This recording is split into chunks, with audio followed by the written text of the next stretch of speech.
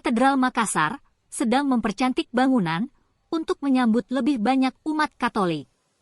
Riuh-riuh pengerjaan renovasi begitu sibuk di Jalan Kajuala Lido, nomor 14, pada Sabtu 10 Agustus 2024, pagi. Pele Colin, sekretaris pastor, keluar dari ruang kerjanya, mengajak reporter Tribun Timur berkeliling melihat proses pembangunan. Senyumnya berbinar-binar memantau pengerjaan bangunan Katedral Makassar.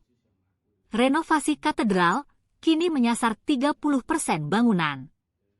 Katedral ini kan cagar budaya, sesuai aturan, 70% dari bangunan tidak boleh dibongkar, lanjutnya. Pintu utama katedral tak tersentuh renovasi. Ornamen kaca bagian atas pintu utama juga masih peninggalan sejak berdirinya katedral.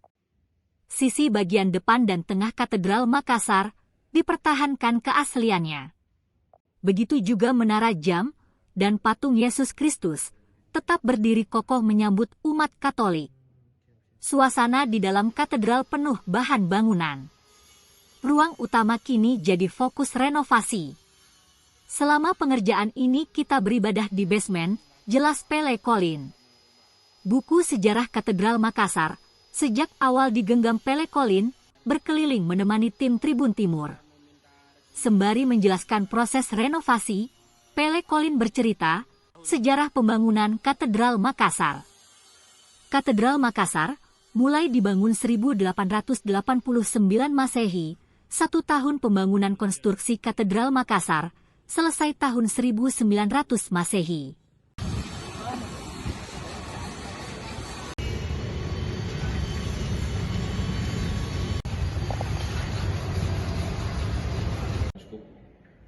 Jadi paus. Nah, status Indonesia itu sama dengan status di nama gereja di sini itu ini. Nama gereja. Ya, gerejanya. Jadi kalau dalam bahasa Indonesia itu hati Yesus yang Maha Kudus. Gereja. Jadi semacam dia punya pelindungnya ini. Maksudnya semangat gereja kami ini mengikuti ini. Umpamanya ada di gereja di sana Santo Yosef, nah, berarti gereja itu mengikuti semangat Santo Yosef. Di setiap gereja Katolik itu ada pelindungnya masing-masing. Sama berarti yang di sini juga, Pak? Nah, kalau itu gereja Immanuel, itu gereja Protestan. Oh, Protestan. Beda. Beda ya. Ya. Kalau gereja Katolik itu kita punya beginian, nah, sedangkan di gereja Protestan mereka tidak punya patung, kayak gini gambar kagak. Berarti nama aslinya gereja ini yang ini, Pak ya? Ya, masih sampai dipakai sekarang. Ini dari awal berdiri? Waktu diresmikan gereja ini sudah. Jadi setiap gereja Katolik kalau dibangun pasti dikasih nama. Iya. Dan waktu diresmikan dikasih nama.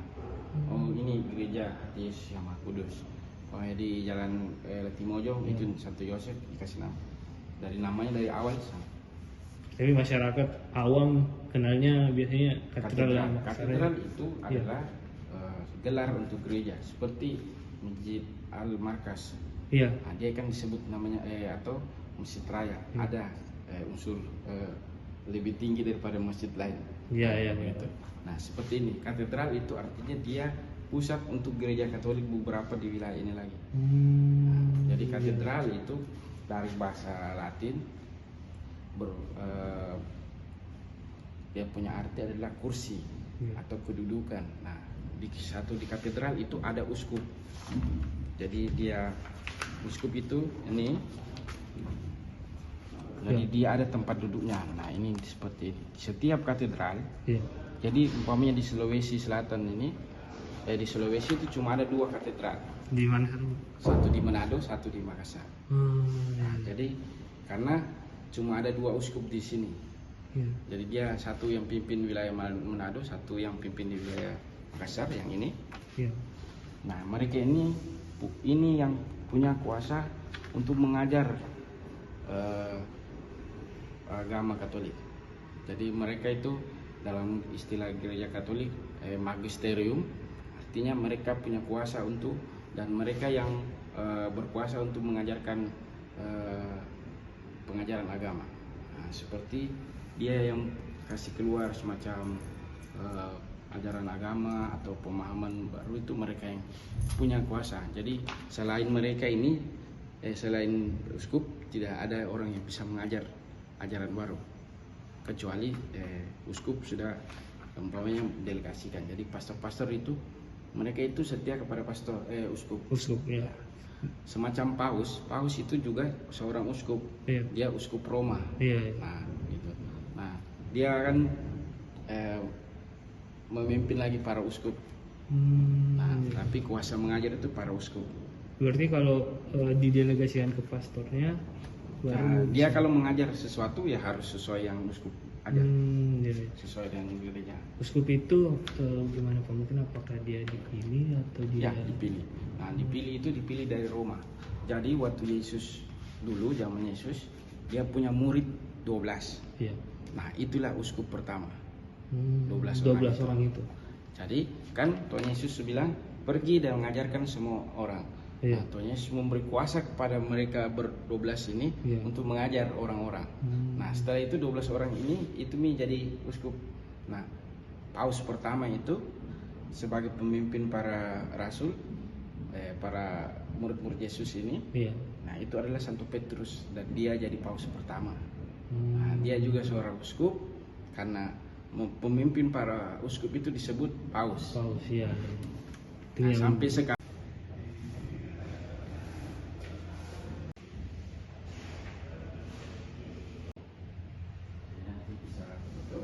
ada ceritanya, cerita bersambung seperti kayak komik begitu. Iya. Jadi ini kayak macam mural yang ada ceritanya. Berarti ke-14 ini semua mengandung cerita masing-masing yang bersambung Pak ya? Bersambung. Jadi ini ceritanya ini tentang prosesi Yesus waktu diumati sampai jadi wafat di sana, sampai yang sana. Oh, jadi harus disusun berurutan nih Pak? Ya. Jadi seperti di atas itu ada tertulis nomornya. Iya. Nah, itu ada perhatian. Nah, itu dia kalau kita ke Yerusalem, tempat di sudut-sudut spot itu ada seperti ini. Oh, di sini dia dulu ketemu mamanya. Oh, di sini dia dulu ditolong oleh Simon dari Kirene. Nah, di Yerusalem sana ada seperti ini. Oh, berarti ada di Yerusalem pun ada yang seperti ini. Kan dulu di kota Yerusalem kan Yesus lewat situ. Iya. Nah, di situ ada dibikin bahkan jadi gereja. Jadi setiap tempat itu, jadi kalau orang-orang Katolik pergi bersiarah, mereka akan pergi ikuti seperti ini di Yerusalem. Oh.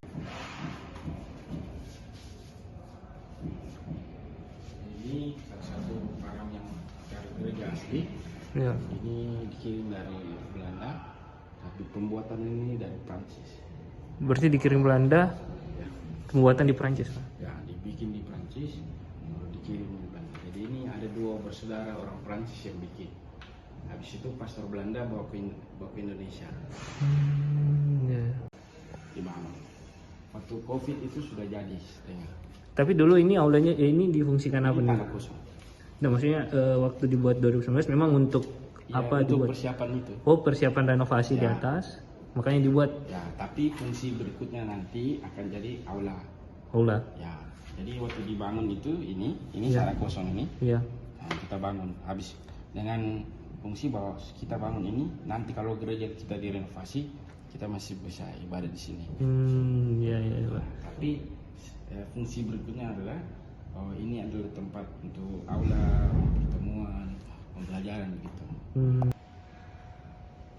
Jadi ini sudah dibangun. Di sini. Oh, sampai di luar sini. Ya, sudah tidak muat lagi di dalam. Iya. Jadi orang kalau ini, apalagi kalau Natal, itu karena ini adalah gereja pusat, tempat uskup itu memimpin gereja Katolik setempat sini. Iya. Dia punya gereja ini dia di sini.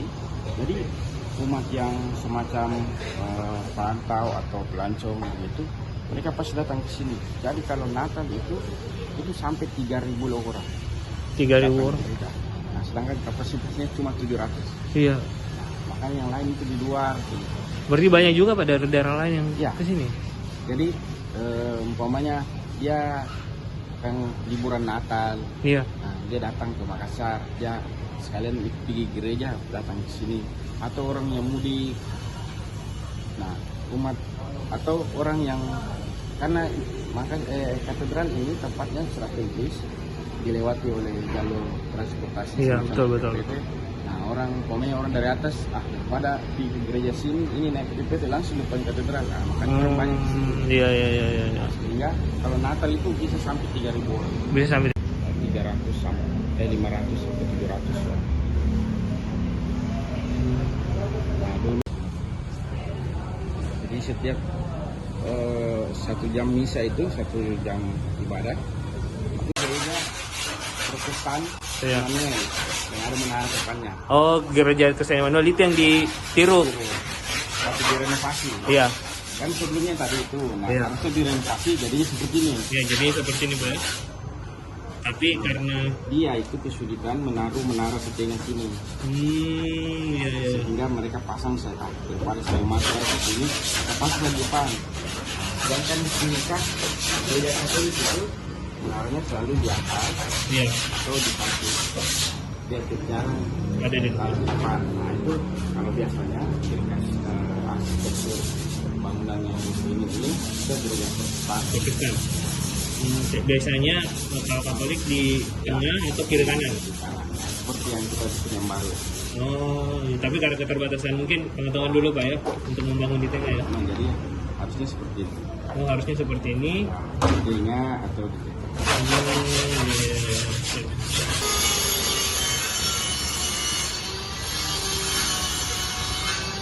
kasih rekomendasi apa yang bisa kamu ubah. Waktu kita meminta rekomendasi dan cagar budaya untuk renovasi ini, mereka sarankan potong 30% yang sana dan 70%-nya harus tetap seperti itu. Nah, termasuk tampuk depan ini. Jadi ini tidak boleh diganti. Ini tidak boleh diganti. Tahun Itu ada tahun ini.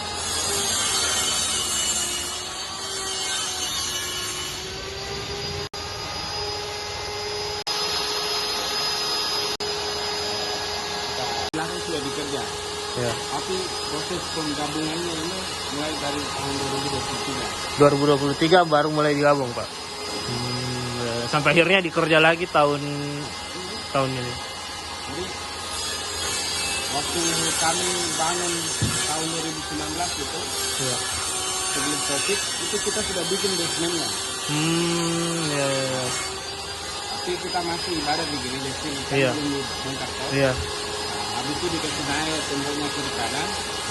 Nah, tahun 2000 kan karena ada COVID jadi Iya. pengerjaan. Nah, mulai tahun 2023 dibongkar mini gereja. Iya. Kami pindah di bawah basement untuk beribadah. 9. Iya. Nah, ditambah yang kampus. Bagian. Habis itu mulai tahun 2019 dikerjakan dan 2023 itu mulai dibongkar dan disambung. Ya, habis itu direnovasi jadi seperti ini. Yang Oh, sekarang. ini yang sekarang ya Pak ya? Sekarang. Nah, ini bagian dalamnya. Iya. Ini udah berapa kali renovasi? Pak? Ini kedua. Kedua kalinya. Habis itu ini dipakai sampai tahun 2019 itu mulai ada wacana bahwa akan direnovasi karena sudah tidak cukup lagi kapasitasnya. Iya. Jadi ini dana awalnya, dana dalamnya gereja. Jadi sampai tahun 2023 itu.